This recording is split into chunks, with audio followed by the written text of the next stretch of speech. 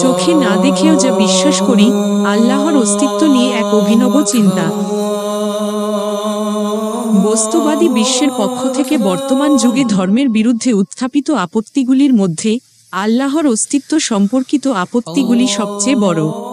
মূর্তিপূজকরা আল্লাহর সাথে অংশীদার যুক্ত করে, তবে অন্তত তারা তার অস্তিত্বে বিশ্বাস করে। নাস্তিকরা অন্যদিকে আল্লাহর ধারণাকেই প্রত্যাখ্যান করে। আধুনিক বিজ্ঞান পর্যবেক্ষণের নীতির উপর ভিত্তি করে তৈরি, তাই নাস্তিকরা যুক্তি দেয় যে যদি আল্লাহ থাকেন তবে তাকে তাদের দেখাতে হবে, অন্যথায় তাদের পক্ষে তার উপর বিশ্বাস করা অসম্ভব। আধুনিকতা আমাদের যুবকদের হৃদয় থেকে পবিত্র আল্লাহর ধারণা মুছে দিয়েছে। শত শত কলেজ ছাত্র, ব্যারিস্টার এবং অন্যান্য পেশাজীবীরা তার অস্তিত্বে বিশ্বাস থেকে দূরে সরে যাচ্ছে এবং প্রতিদিন তাদের সংখ্যা বাড়ছে। তদুপরি হাজার হাজার মানুষের হৃদয় আল্লাহর প্রতি বিশ্বাসহীন, যদিও তারা সামাজিক প্রতিক্রিয়ার ভয় এটি প্রকাশ্যে স্বীকার করে না।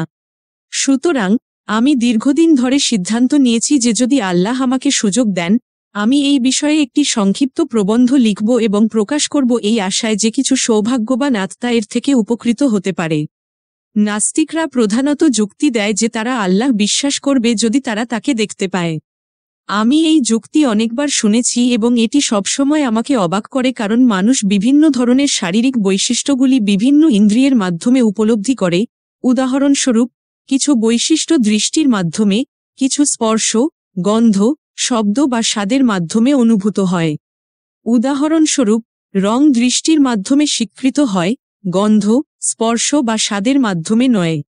অতএব, যদি কেউ এই ভিত্তিতে এর অস্তিত্ব অস্বীকার করে যে তারা এটি শব্দের মাধ্যমে উপলব্ধি করতে পারে না, তবে কি তাদের বোকা বলে মনে হবে না?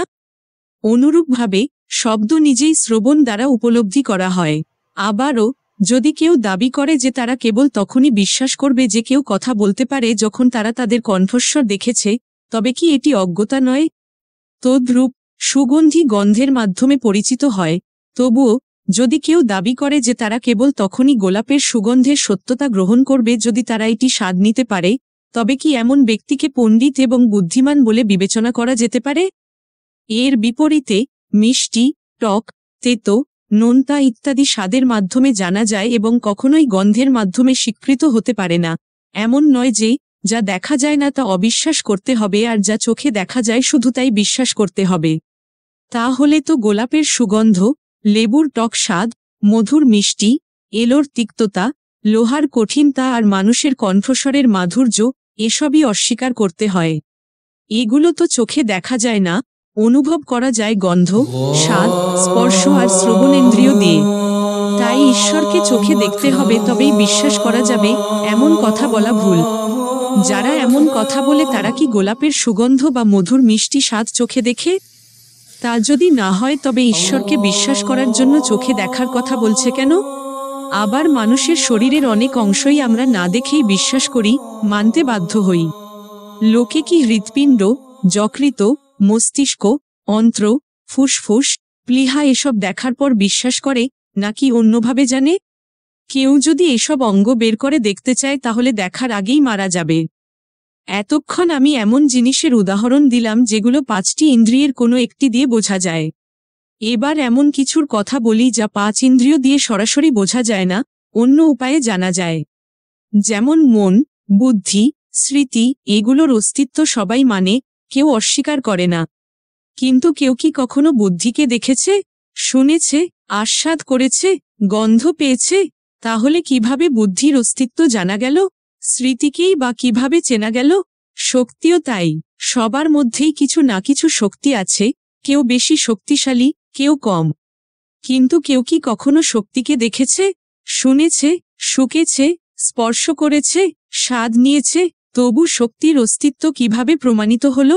এ থেকে সহজেই বোঝা যায়, অতি মূর্খ লোকেও বুঝতে পারবে, এসব জিনিস আমাদের ইন্দ্রিয় দিয়ে নয়, এদের প্রভাব দেখে অনুমান করে বোঝা যায়। যেমন কেউ যখন কোনো সমস্যা সমাধান করে তখন বোঝা যায় তার ভেতরে এমন কিছু আছে যা তাকে সাহায্য করছে, সেটাকে আমরা বুদ্ধি বলি। তাই বুদ্ধি 5 ইন্দ্রিয় দিয়ে সরাসরি জানা যায় না, এর অদ্ভুত কাজকর্ম দেখে এর সত্যতা বোঝা যায়। একইভাবে কেউ যখন ভারী জিনিস তোলে তখন বোঝা যায় তার মধ্যে এমন কিছু আছে যা তাকে ওজন তুলতে সাহায্য করছে বা দুর্বল জিনিসকে নাড়াচাড়া করতে দিচ্ছে। এটাকে আমরা শক্তি বা ক্ষমতা বলি। তদনুসারে যত সূক্ষ্ম এবং পরিশীলিত কোনো বস্তু হয়, ততই তা খালি চোখে অদৃশ্য হয়। এর অস্তিত্ব তার প্রভাবের মাধ্যমে জানা যায়, না যে তা দেখা যায়, না যে তা শোকা যায়, না যে তা স্বাদ নেওয়া যায় বা স্পর্শ করা যায়। সুতরাং আল্লাহর অস্তিত্ব নির্ধারণ করতে গেলে যিনি সর্বাধিক সূক্ষ্ম, তার অস্তিত্বের প্রমাণ শুধুমাত্র দৃষ্টির মাধ্যমে পাওয়া যাবে বলে দাবি করা অন্যায়। কেউ কি বিদ্যুৎ দেখেছে? তবুও বিদ্যুতের সত্যতা অস্বীকার করা সম্ভব নয় যখন টেলিগ্রাম পাঠানো হয়, মেশিন চালানো হয় এবং বাল্ব ঝালানো হয়। আধুনিক গবেষণা ইথারের উপর অনেক অগ্রগতি এনেছে, কিন্তু বিজ্ঞানীরা কি এটিকে দেখা, শোনা, শোকা, স্পর্শ করা বা স্বাদ নেওয়ার কোনো পদ্ধতি আবিষ্কার করতে পেরেছেন? তবুও এর অস্তিত্ব অস্বীকার করলে সূর্যের আলো পৃথিবীতে পৌঁছানোর প্রক্রিয়া ব্যাখ্যা করা যাবে না। সুতরাং এই পরিস্থিতিতে আল্লাহকে দেখতে চাওয়া অন্যায়। আল্লাহ অবশ্যই দৃশ্যমান, কিন্তু তিনি কেবল সেই চোখে দেখা যেতে পারেন যা তাকে দেখতে সক্ষম। যারা তাকে দেখতে চায় তাদের জন্য আল্লাহ তার শক্তি এবং ক্ষমতার মাধ্যমে পৃথিবীর সামনে দাঁড়ান এবং লুকিয়ে থাকা সত্ত্বেও তিনি সর্বাধিক প্রকাশিত। আল্লাহ পবিত্র কোরআনে নিম্নলিখিত সংক্ষিপ্ত কিন্তু অতুলনীয় কথায় এটি ব্যাখ্যা করেছেন: চোখ তাকে দেখতে পায় না, কিন্তু তিনি চোখকে দেখতে পান। এবং তিনি অদৃশ্য, সর্বজ্ঞ। এখানে আল্লাহ মানবজাতিকে স্মরণ করিয়ে দেন যে তাদের চোখ তাকে দেখতে অক্ষম, কারণ তার অস্তিত্ব সূক্ষ্ম এবং সূক্ষ্মতা দৃষ্টির দ্বারা বোঝা যায় না। শক্তি, বুদ্ধি, আত্মা, বিদ্যুৎ এবং ইথার দেখা যায় না, তাহলে কিভাবে মানুষের দৃষ্টি আল্লাহর সূক্ষ্মতায় পৌঁছাবে? বলা হয়েছে যে মানুষ কিভাবে আল্লাহকে দেখতে পারে এবং তার অস্তিত্বের জ্ঞান অর্জন করতে পারে। এর উত্তরে পবিত্র কোরআন বলে, তিনি নিজেই মানুষের চোখে পৌঁছান, এবং যদিও এটি তার অস্তিত্বের সত্যে পৌঁছানোর জন্য খুব দুর্বল, আল্লাহ তার শক্তি, ক্ষমতা এবং তার নিখুঁত গুণাবলীর প্রকাশের মাধ্যমে নিজেকে প্রকাশ করেন। মানব চোখ তাকে দেখতে পারে না, তাই তিনি তার অসীম শক্তি এবং ক্ষমতার প্রদর্শনের মাধ্যমে বিভিন্ন উপায়ে নিজেকে দেখান, শাস্তির মাধ্যমে, নবী দ্বারা, দয়ালু চিহ্নের মাধ্যমে বা প্রার্থনার গ্রহণের মাধ্যমে। যদি এই ব্যাখ্যার পরেও আল্লাহর অস্তিত্বের সত্যতা পর্যবেক্ষণের উপর নির্ভর করে এবং বলা হয় যে কিছু দেখা না গেলে তা গ্রহণ করা যায় না, তাহলে পৃথিবীর প্রায় 4/5 ঘটনা অস্বীকার করতে হবে। এবং কিছু দার্শনিকদের মতে এটি সমস্ত ঘটনার জন্য সত্য হবে, কারণ তাদের বিশ্বাস অনুযায়ী কোনো জাগতিক বস্তু উপলব্ধি করা যায় না, শুধুমাত্র তাদের গুণাবলী দেখা যায়। এখন আমি সেই প্রমাণগুলি উপস্থাপন করব যা আল্লাহর অস্তিত্ব প্রতিষ্ঠিত করে এবং মানুষকে দৃঢ় বিশ্বাসে শক্তিশালী করে যে তাদের একজন সৃষ্টিকর্তা আছে এবং তারা স্বসৃষ্ট নয়।